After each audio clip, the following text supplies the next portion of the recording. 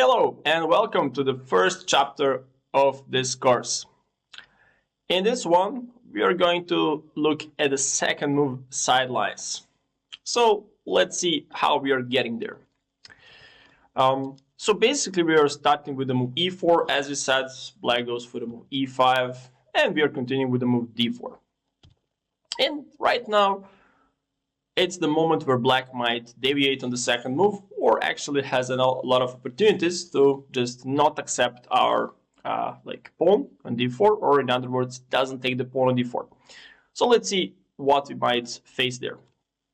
We're going to take a look on the move f6, on the move knight f6, on the move d5, the move queen h4, the move queen f6, and maybe the most often played sideline on the move on the second move is the move knight c6.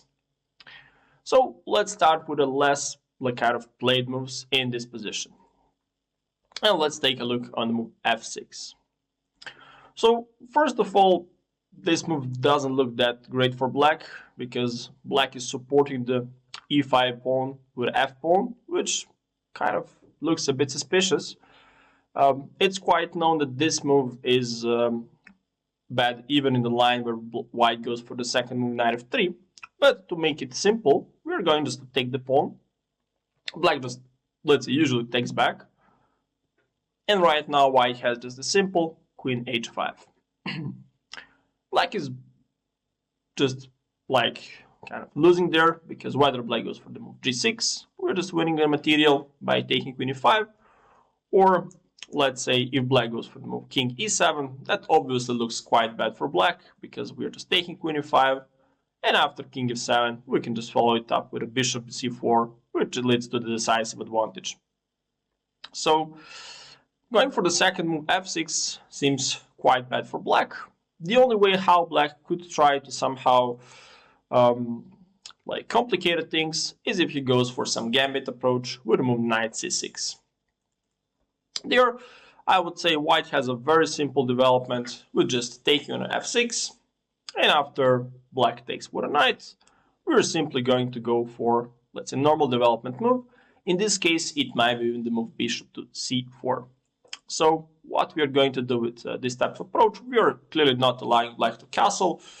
Taking on e4 is just quite bad because of the, let's say, white normal development with knight f3. We can just castle, and we can just start introducing the pieces in the center while black king is still uncastled. So our conclusion might be that the move f6 is not so great, and because of that, white just usually reaches the decisive advantage after the second move f6. So let's take a look on the other lines and let's see what we have there. So the move knight f6 looks very kind of interesting because black just threats the pawn on e4. We might actually see that the pawn on e5 is hanging. Objectively in this position, it's perfectly fine if white just goes for knight c3, but we are going to take the full potential of black's last move, and we're going to take on e5. So black is pretty much forced to take on e4. And in this position, basically white is supposed to start threatening or targeting the knight. So the move queen e2 looks very nice. The good point is that black is really not in time to support the knight by the pawn, like f5 or d5. It is going to be taken like this basically.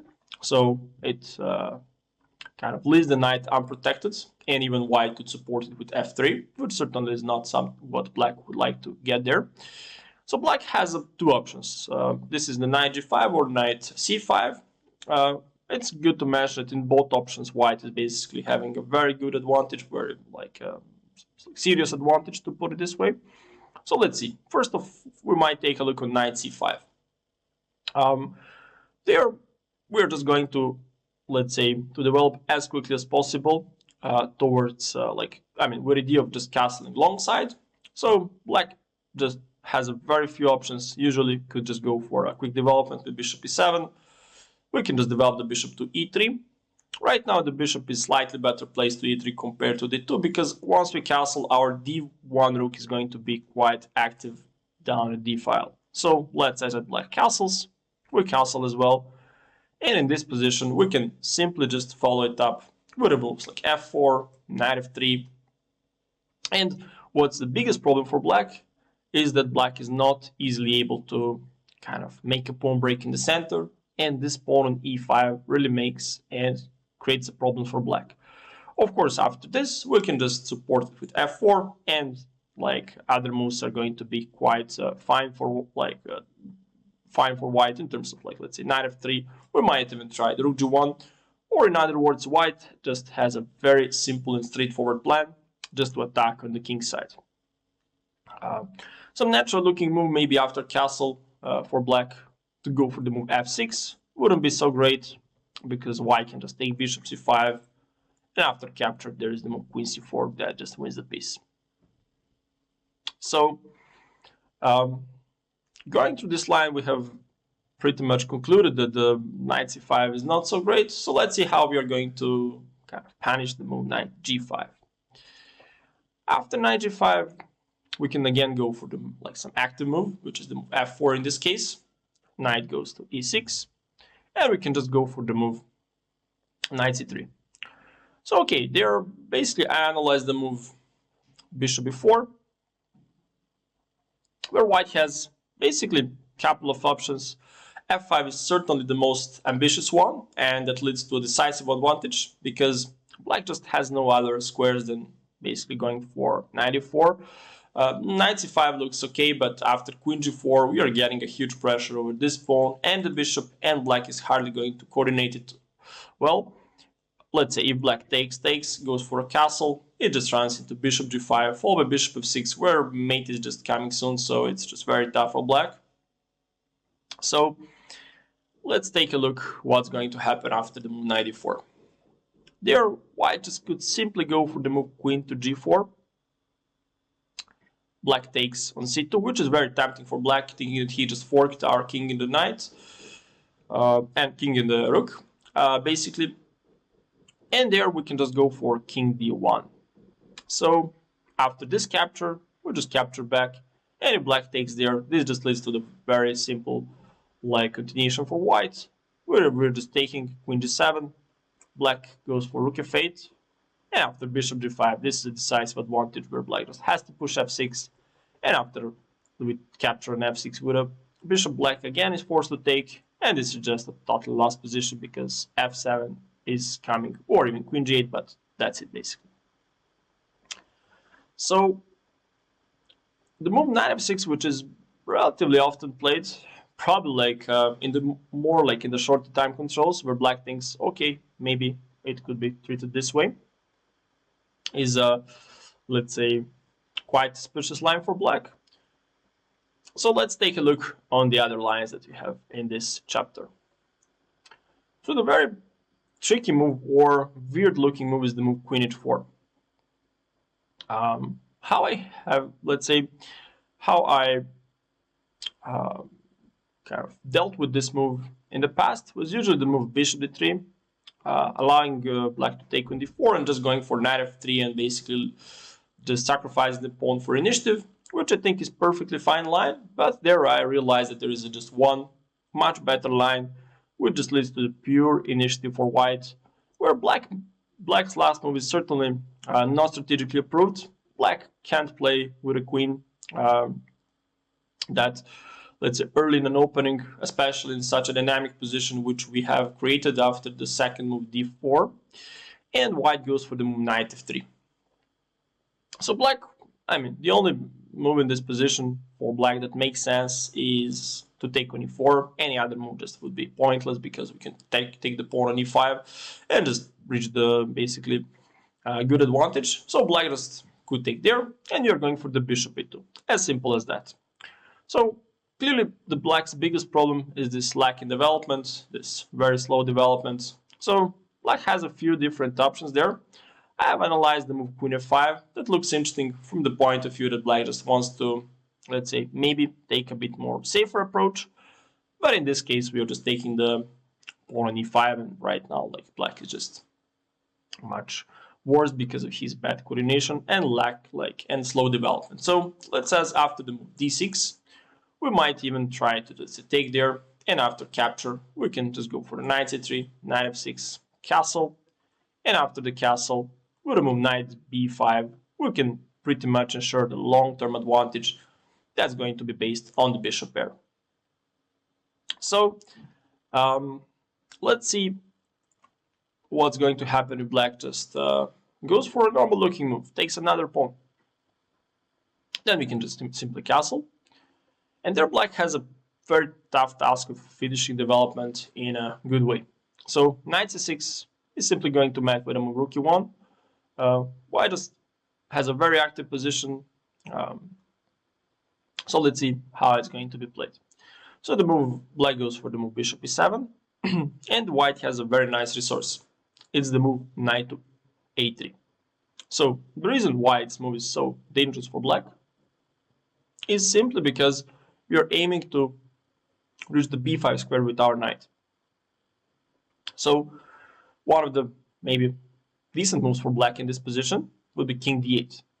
But then after the move knight b5, we're simply going to, after for instance like queen g6, that looks like a consolidating move for black because he's running from some potential discovery with a bishop. We're just taking there, and this is the position where white enjoys a huge advantage based on the better development and more active pieces. While the black king remains in the center, white is supposed to have a very good advantage there. So all we have to do there is just to activate all the pieces and just to potentially try to break through in the center. I assume this type of approach would be just perfectly fine. And with the black's king in the center, black is really unable to defend properly. So the move queen h4 that looks actually quite tricky could be treated in a most simple way, just proving that our opening development is going to be just much more important just than maybe the pawn or two, where black just develops the queen too early in an opening. So then let's take a look at some more often played sidelines on the second move. So there, let's take a look on the move queen f6. So for some reason, I've faced this move not just a couple of times. Right? From time to time, we might face this move. I assume that black just wants to activate the queen to just make some weird-looking move. But okay, we're just simply going to take. And after taking, there basically white has a lot of ways to proceed in a way that we might go maybe for knight e2, knight c3. I mean, knight c3 looks very logical, but the only reason why I'm not so big fan of this move is that black has bishop e4. And they're okay, even the move bishop e2 is going to give us the nice advantage, counting on the fact that after, let's say, capture, queen e4, it's not going to be so great for black, because we can just go for knight e2, queen e2, and castle. This is all fine, but just to make it a bit lighter in terms of a theory, we're going to treat this line extremely naturally. So we're going to play the move bishop d3. So our next move is just obvious there. We're aiming to go for knight f3 and to prove our opening advantage in terms of development. So let's say that black goes just for move knight c6. We're going to play the move knight f3, making the development move with a tempi. Black goes for the queen h5. I would say that's the best square for the queen. If black goes for any other move, we're simply going to have the good advantage. Whether black goes, let's say, for queen f5, knight c3, we can just simply go for a castle. And there, black is really not supposed to equalize anyhow, because white is just super active. The only thing that we have to know in these type of positions is that we are on the right path. Black probably made some mistake in development, and because of that, we should be, let's say, able to punish him somehow. So we have just to be careful about our next moves, and we have to concentrate on this opening phase where we are actually getting a huge chance. In general, the center gambit is the opening where we have to be concentrating in this opening phase where we have just to basically pay attention to those first 15 moves in the game, and if you do it properly, and our opponent gives us the chance, there is a big actually opportunity for us to just get a very good advantage out of the opening. So yeah, let's say that black goes for some normal looks like this. I suppose we can just go for bishop d2, maybe rook e1, knight e5, and these type of moves are going to be just very unpleasant for black to deal with later in the game. So the move knight f6 is the other option for black, but it doesn't make any big difference. Let's say queen e7, castle, d6, rook e1. Already e5 is becoming a threat, so black has to somehow deal with that. And after knight c3, c6, we can just go for knight e4. And the fact is that white is just much quicker in development with the moves like f4. This looks some kind of a Philidor where black took on d4, but this is like compared to the standard position, white is just, let's say, 3-4 tempis up, which just has to be decisive like very soon. So yeah, this line is basically just quite suspicious. We, let's say, didn't mention this one, but there basically white just has again very tricky ideas about the c7 pawn, and because of that the move knight b5 is the one that could give white a nice advantage. So after move king d8, we can basically play bishop e2, targeting the black's queen, and black is in a lot of trouble there. So yeah, black might maybe go somewhere like queen d6, but it opens up the e5 as a way to put the pressure into the black's position. And all in all, this is quite, let's say, bad position for black, or in other words, we are like close to winning.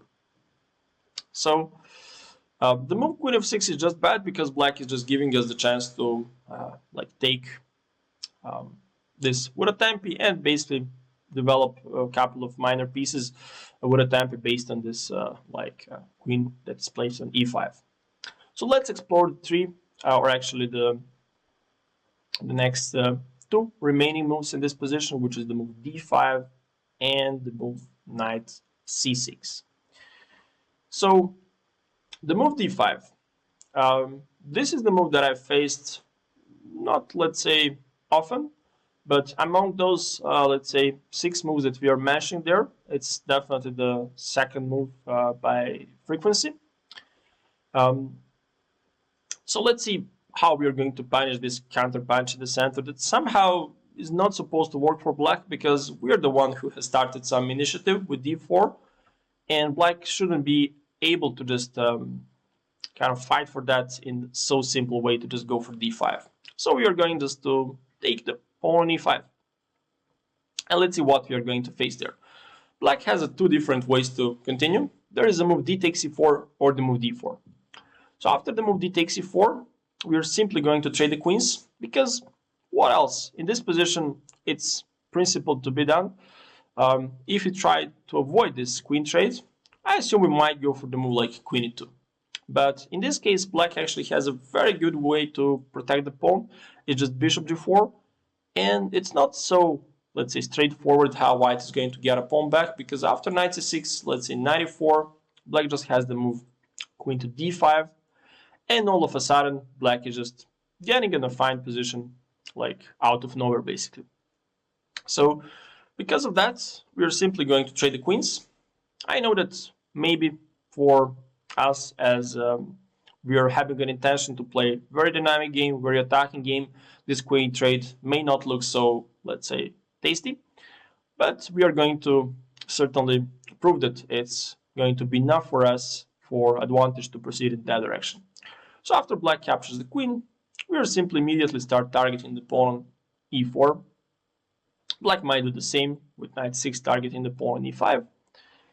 And then what else we have just to defend the pawn? The good point is that if black just try to do the same, to basically develop his bishop to f5, it's not going to be so successful. We're just going to castle and, yeah, basically make it with a tempi, where black just has to go for king e8.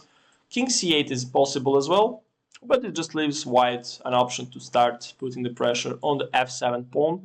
And actually our next idea is just to go for knight e2 and knight g3, where white enjoys a very nice advantage. So that's like quite a weak move for black. King e8 is not really that better because already the black's position is quite suspicious, so we are going to play the move knight e2. If black tried to do the same like knight e7, we are simply going to play the move knight g4. I mean knight g3. So there, if black goes like bishop g6, there is the move knight e4. That just secures a long-term advantage. White is up a pawn. The most what black might do in this position is something like this, where we are basically supposed to go back. But after this capture, we can just play the move f4, and basically black, after some bishop b5 and centralizing the rook with rook h to e1, is going to suffer because king is very misplaced. Piece coordination by black is basically quite bad, and white is very well coordinating all the pieces. So if black tried to do the same there, to do the same kind of with knight g6, we're going to play the move knight d5, clearly targeting the c7 pawn. Black takes there, and that will just lead to the mate with knight c7 and knight to f5. So that's something that could be, let's say, made in this position. But usually black just goes for the move bishop g6, and after, let's say, knight e4, white secures the long-term advantage. So let's take a look what else we might expect after this d takes e5. There is a move d4. There where, let's say, we're simply going to play the move f4. And right now we have actually secured our pawn e5. Black actually could try to again take some gambit approach with a move like f6. And taking probably would be perfectly fine, but even better is to go for the move knight to f3. So with this move, basically white just puts, develops the piece. And if black takes, we can just, as simple as that, take back with a knight. Our next move is going to be bishop e3 with a quick, let's say, castle, which is going to be main like goal for us, since if we really, let's say, take this extra pawn, once we finish our development and castle as quickly as possible, black can't really even hope for some, let's say, compensation. It's a clear advantage for white. So yeah, that would be quite bad. But the question is like what black could do even in this position. Probably like something like bishop c5. We can develop the bishop to d3, and as simple as that, just castle on the next move. So instead of this, black has a move knight c6. There, knight f3 is going to be played, and after black goes for the move, let's say bishop c5 to basically just try to defend the pawn, we are going to play the move bishop to d3. Knight g7 could be played, where we might just castle, and after black, let's say, castles, we're having a long-term advantage. This is a position with no compensation, and white is just basically just much better. It's close to winning. We can go for the a3, b4, and like even with ideas of just simply developing, finishing our development, and yeah, this is like a long-term advantage for whites. So let's see what we are going to face in the most often played sideline on the move 2. So this is the move knight c6. And there white has certainly a lot of different ways to basically deal with this move. In terms that there is a move like d5. There is the move simply like maybe going for c3. Probably some other moves would just transpose to the, let's say, Scotch Gambit, like going for knight f3, but this is not like our goal. The d5 is probably a very principled move to be made in this position. But the reason why I'm not a big fan of d5 is the fact that it would lead to a bit more like of a d first, let's say, move d4 positions. So it's going to have more like, let's say, positional character. And because of that, I'm more like big fan of just taking on e5 and proceeding in a, let's say, certain, let's say, more dynamic and an active way. So let's basically go into that direction, taking on d5, e5. Even there, black wants to just like kind of complicated things a bit. He might go for again the Gambit approach with the move d6. I would say among all those, let's say, pawn sacrifices in an opening by black, this one would make the most sense, at least like among those on the second move sidelines. There, I mean, the most principled way is just to take it, so it would be just natural to proceed in that direction. So let's just take it. Black takes back with a bishop, and after the move knight c3, white just proves the white just step by step is going to finish development and to prove the advantage. The only black's plan that might make some sense in this position is if black castles long. So let's see where it's going to lead. So black goes for the move queen e7. We are just aiming to develop the pieces in a very solid way. The move knight c6 is their logical idea. And there I would like to develop my knight to f3. But the only problem in this position is that it might be pinned with the black's bishop to g4, and then the position looks a little bit tricky. I mean, not much, clearly, but might be a bit unpleasant, let's say in this case, where we have just made slight kind of weaknesses around the king side, and if we want to go for this type of approach, black would certainly have some dynamics or some compensation based on the pawn on e4, where basically black is just threatening this pawn. So because of that, going a few moves earlier, we are not going to play the move knight f3, but we are going to play the smart move h3. And after this one, black really doesn't have the way to anyhow like put some pressure on our e4 pawn, and the bishop has to be like black has to be satisfied with developing the bishop on e6. So after the move knight f3, castle. In this position, we might think of castling long, but I think it will take too much time, and because of that, it might be just too risky. So we can just castle short. Black certainly has some ideas of, let's say, going for h6 there, maybe even g5, but we are having the very, let's say, logical like follow-ups after the castle, which is the move rook e1. We are simply aiming to go for the fork, e5, and black just has somehow to answer it. Let's say that he goes for the move knight e7. Right there we can, let's say,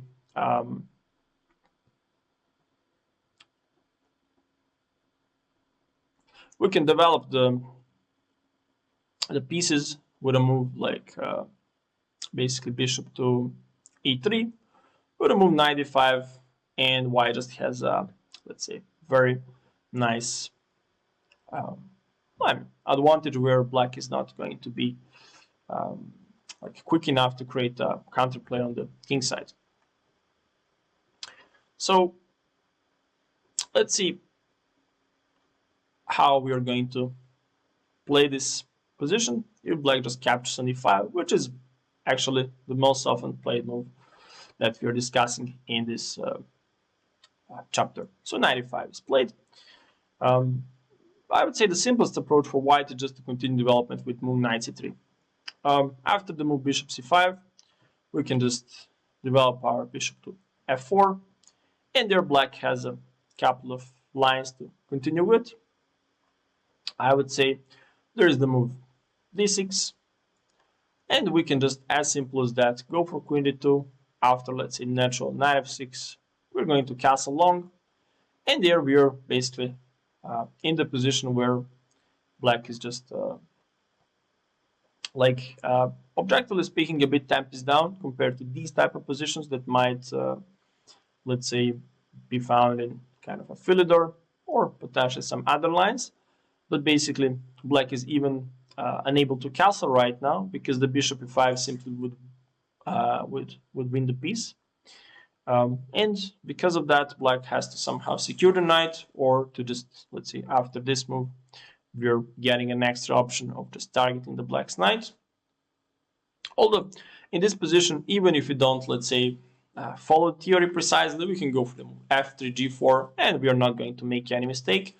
But probably the most precise move is basically the move bishop g5, where we are basically aiming to just go for f4, knight f3, and e5, which just is going to give us a nice advantage. So let's say move c6 is fine there, f4 could be tried, and after knight e7, we are having the move knight f3, where there is just plenty of kind of pawn breaks and dangerous continuations for black. So yeah, e5 is kind of coming quite quickly there. In case of h6, we can naturally just retreat, and the same threat remains there.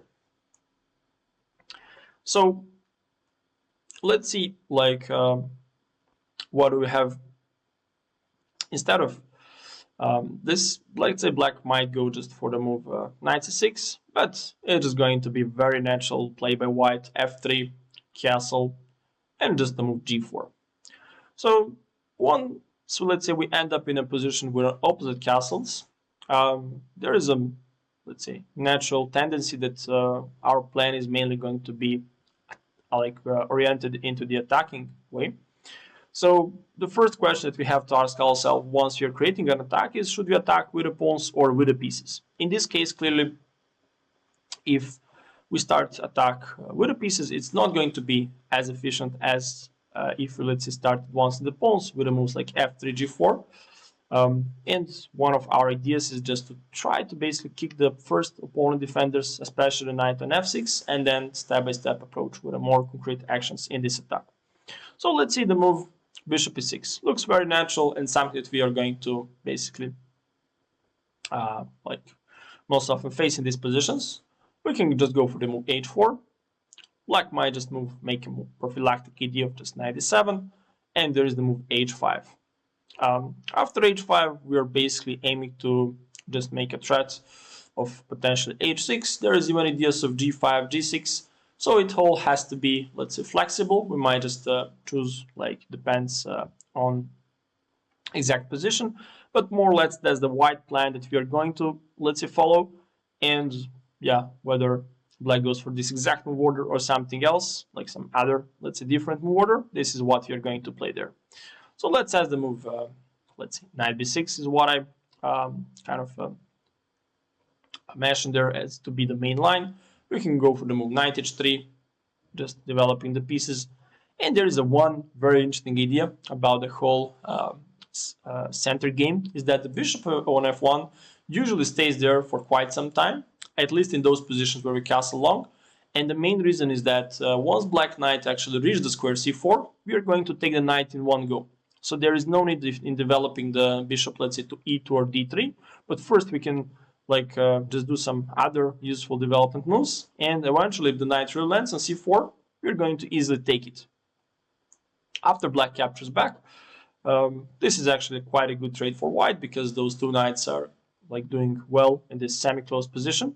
So after some h4, g6, we can maybe just simplify the position a bit by offering this dark square bishop to be traded.